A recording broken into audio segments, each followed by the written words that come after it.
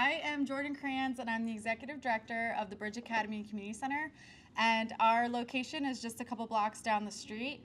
And obviously, for this presentation, I'm going to focus on what we did with the Seed and Scale Fund. But what we typically have done is really focus on K-12 grade students and providing quality programming free of charge and focusing on academic success, life skills, creative expression, spiritual growth, and leadership. And as we have been able to be in existence since 2003, and we're partnered very closely with some other organizations that have been around even longer, one of the things is that we've built trust. So we talked a lot about trust, and it is really exciting to hear all of the amazing work that each organization does.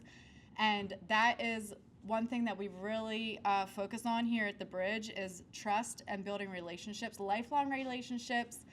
Right now we have second generation students, so their parents were there when we started. But we also, again, are working with, in our Moms Club, there's been weeks where we have 5 generations in the room at a time, from baby all the way to the oldest person. So what we've been realizing is you can't just come around students. You can't just focus on the child or the youth that's in the program. They're only with us as many hours as we can provide. The reality is they're still only with us for a very small percentage of the time. They are then going back to their homes.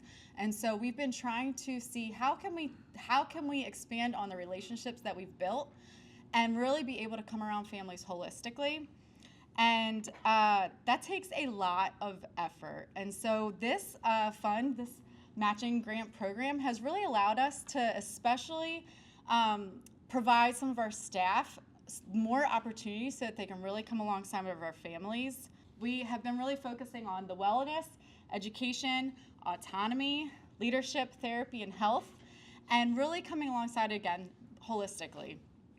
We've had, just in this specific aspect of it, so I won't be talking that much about some of our academic focused programming.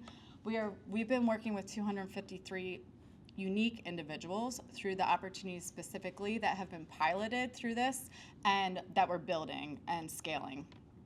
One of the ways that we were able to add a little more focus is Point Man leadership programs, and I don't know, Dwayne might talk a little bit about this as well, but we've been able to partner with the Coatesville Area School District, with the Point, with youth mentoring partnership, and we've been providing leadership programming. And so one of the things that we also start doing is we're going and we're getting new students that we're engaging with through the school district, but why don't we really put an emphasis on instilling this into each of our regular programs as well? So we added a program this summer with our students and really focused on a very similar program that we are doing with the Coatesville Athletic Leadership Council. And another thing, Ways of Women and Ways of Gentlemen, we were able to be doing that recently in the school district as well at Callan Elementary. And then we, again, really put a focus on, let's put this in our regular programming here, our regular students that are at the Bridge. And then lastly, Crown Restoration Path. Again, a partnership. All of these things happen as I'm sitting here and listening to each of you. This is literally all only possible by the partnerships that we've been able to have. But we've been able to implement a program that is really focusing on adults, but also students as well. We've been at the youth center and adding weekly, started out as bi-weekly, and then again, as interest grew, we were able to add weekly programming where we're working with a small group of adults. They're talking about goals, who they are as a person, how they've been created, how they're gifted, and then having that go into what does that look like as a job? What does that look like as how you're raising your family? How are you dealing with trauma? And so these programs are really some of the main components we talked about in our application, but they go so far beyond the programming. And one of the things I wanted to show was here's an example of at the school, but then doing the similar programming at the Bridge. A really awesome thing that we've been wanting to do for a while now that this funding has allowed us to really take and run with is bringing in partners and also taking some of the adults that are already engaged in our programs and give them the ability to bring their skill sets to our regular Moms Club ladies and parents of our students. So we have a local coach who she is now coming in and providing coaching groups they had one this morning. 5 people usually have been there. We are trying to encourage people to do one-on-one counseling, but I'll talk about that a little bit. That's been a little bit of our challenge, which we've then been able to work in some of these other group opportunities. We have then been bringing partners, the OIC, ACES Coalition, different groups into our spaces because, like we've been learning, we have the trust. So our families are wanting to do these trainings. We had Trauma 101. What we've been learning is they're not going out necessarily into the community when other people are having it at different spaces, but when we're providing them, they're there. And so we just are realizing that, hey, we have more open space during the school day. Let's start using the building and not just wait until the students are out of school and having our after school and evening programs. So we've been really able to get people back to the bridge on other times and engage in trainings that are really important. This is a picture of, I believe, one of the trainings that we had. And I just wanted to share a couple of quotes. The group has been amazing. It's helped me to be a bit more vulnerable and vocal and take time for myself. And then another one, this was powerful, I felt. I used to think that there was no way out, not just from the struggle, but from my own mind. Restoration Path, which is the same as Crown, what I said, gave me a place to breathe, to cry, and not feel judged. I've started to believe that healing is actually possible for me. I'm not where I want to be, but I'm not in that dark place anymore.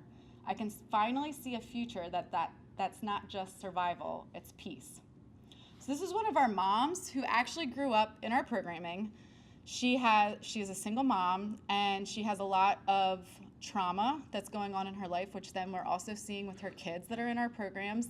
And so to be able to come alongside and help in crises moments, but then also say, hey, instead of just surviving every day and we're seeing the effects that it's having on you and your kids, let's take some time throughout the week and actually participate in some of these programs that will help you connect with your emotions, pause, grieve, do all the things that we have to do, but then also be able to find hope so that you're able to move forward, but so then also your kids are able to move forward. So ongoing process, but very powerful stuff that we're realizing with us being able to offer this mental health space, safe space. They are taking advantage of it. And here's another one that some of you guys might know, Jacqueline Rose. She's part of Coatesville community. She's an amazing artist. She has been part of our Moms Club group for many years now. And she has been able to create art programs that are adding in very comfortable conversation pieces. So this was Embrace the Mess. And I was in it, and I have to admit, some of us were like, we are not messing up Mona Lisa. And so she's making us like do this. And at first it's just like, I don't even want to do this. This is horrible.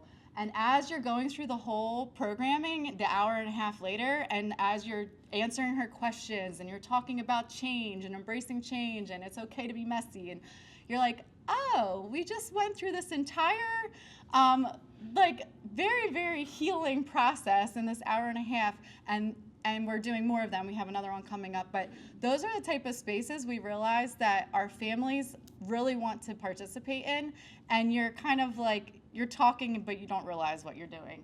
And so we have been able to offer more of that, again, with the funding from this project. We've been adding in social emotional learning into every one of our programs as well. So they always have a lesson, and we're making sure that that lesson is engaging with, and we have a curriculum that we use for that.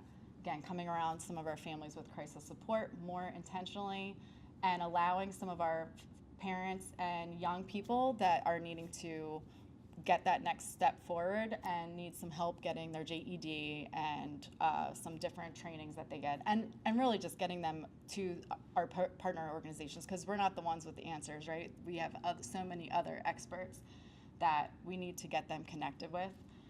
And again, these peer groups. One of our youth. I didn't talk much in the program in the group, but I listened. Hearing other girls' stories helped me think about my own differently. I'm not sure. Sorry about all these typos. I'm not sure what's next for me, but I'm starting to want more than just pain and memories. So again, these are the things that we've been experiencing and we've been seeing for so long, but to give students the space that they're actually recognizing, oh, I have just been wanting the pain and memories, has really been powerful to watch them choose to move forward. So some of our challenges are, when we wrote this, we kept thinking, oh, everyone is asking for one-on-one counseling and they say they want it. And now we have the funding that we can help them get it if their insurance isn't covering it. But what we've been realizing is they show hesitancy after they talk about it. Really, they want safe spaces. And so they either don't return after the first session, or they really just, they fill out the paperwork and then they just don't go further. So that's why we've really said, okay, let's really focus on these bridge opportunities to bridge the gap between, okay, you're safe talking to us, now let's talk to a trained counselor, but in a small group setting, so it's not as intense. And then now one of our Amity group, which again was what met this morning, we've been having around 5 women each time. Some of it's different, and these are open to guys too, but we've just seen that the women are the ones taking it up right now. But 3 of them have recently filled out the paperwork so that they then will be able to go into counseling. So we'll see how, we'll see if they follow up, but it seems like this small group opportunity is really a great bridge to getting help for people.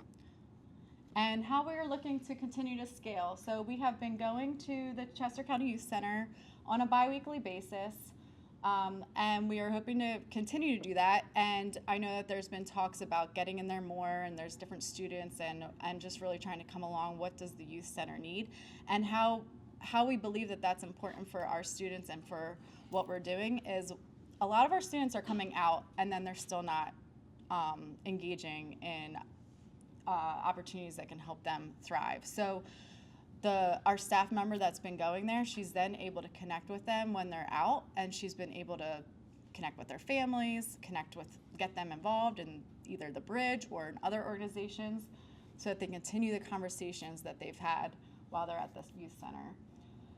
And we're continuing to formalize our process for just helping more families. So many times our families are just in crisis, and we've kind of been piecing it together as we go. And so this has really allowed us to really put it into a little bit more of a formal process, a little bit more of, hey, we're gonna meet, we're really gonna talk about this, we're gonna come up with a plan, your plan, but we're gonna be there to help you.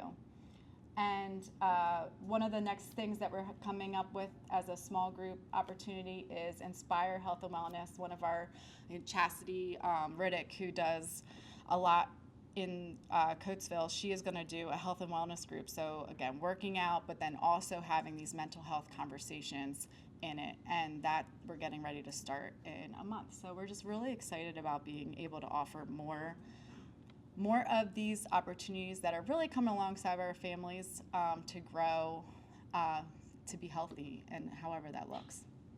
Any questions?